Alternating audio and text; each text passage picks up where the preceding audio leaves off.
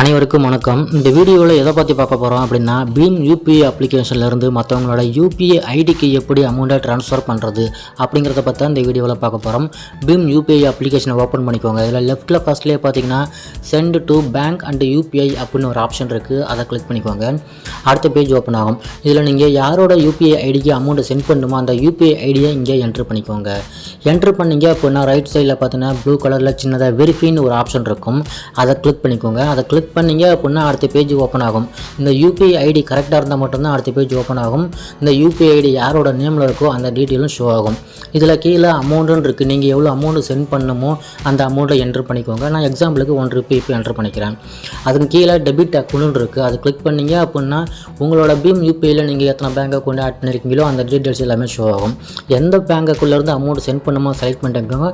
அதுக்கு கீழே பார்த்தீங்கன்னா ரீமார்க்குன்னு இருக்குது. இது எல்லா யூபிஐலுமே இருக்கும். என்ன ரீசனுக்காக அமௌண்ட் சென்ட் பண்ணுறீங்களோ அந்த ரீசனை என்ட்ரு பண்ணிக்கோங்க. ஃபியூச்சரில் பார்க்குறதுக்கு கொஞ்சம் ஈஸியாக இருக்கும். இப்போது கீழே சென்டுன்னு ஒரு ஆப்ஷன் இருக்குது. அதை கிளிக் பண்ணிக்கோங்க. இதில் பார்த்தீங்கன்னா யூபிஐ லைட் எனபிள் பண்ணணும்னு கேட்டிருக்காங்க. இது தேவையில்லை. ஸோ லேட்டர் அப்படிங்கிறத கிளிக் பண்ணிக்கோங்க.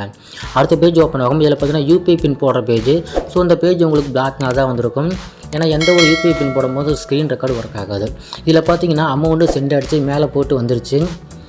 என்னோட பேடிஎம்மில் தான் அனுப்பியிருந்தேன். அதுவும் பார்த்தீங்கன்னா ரிசீவ் ஆகிடுச்சு. மணி சென்ட்னு போட்டு வந்துருச்சு. அந்த amount detail, transaction ID, date எல்லாமே டீட்டெயிலும் வந்துருச்சு.